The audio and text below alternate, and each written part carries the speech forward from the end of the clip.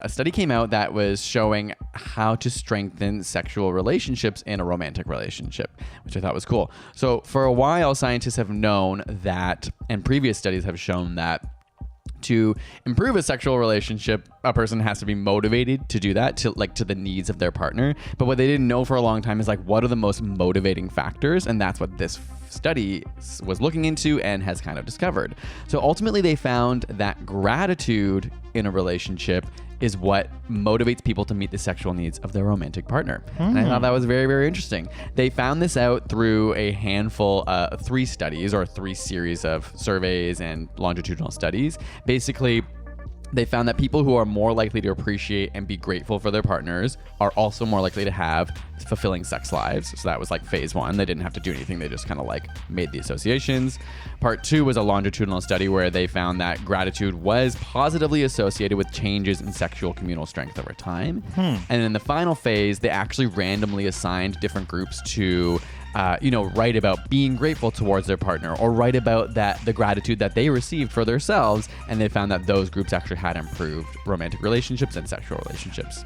I feel like a lot of meditation is sort of linked to gratitude. So totally. It looks like we're going to be having some sexy times there, Mitchell. Well, one of the caveats that the researchers did say is that you can kind of become used to this effect. So obviously when it's new, when you're focusing on gratitude and trying to bring more into your life, they saw this effect. But if you're doing it all the time, that kind of can become your baseline. I actually have heard about there's a phenomenon called hedonic adaptation. That is the fact that humans just get used to things. Even when something's great and exciting, like buying something new you're really excited for, or waiting for, when you always think something's gonna be great, and it is, but eventually you get used to it. Like whether that's a toy or a car or a house, you just kind of get used to it. So I think it's the same thing here. As much as gratitude is useful, if you're already in a super grateful relationship, it might not be that useful to your sexual life. I like that you said that hedonic adaptation. That's an important thing for everyone to kind of remember in life, because probably it does have to do with gratitude, with meditation, being more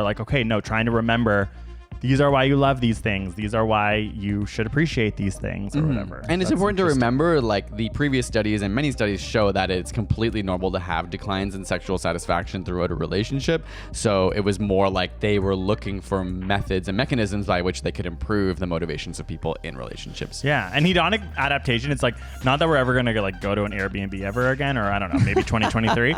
But I really feel that's when I think about that. When I get something new and different, you mean? Yeah. When I first got to an Airbnb, I'm so excited. Then even by the second day, I just come home and flop on the bed and I'm just I live here. Yeah. That first hour of whoa, look at that chat. Totally. It's amazing how fast all of a sudden you're just living in this space and you forget how amazing it is. Even though you've only been in Copenhagen for a day, now the Airbnb is not as special as it was when you first showed up. I don't know if that makes sense. No, that does. That does.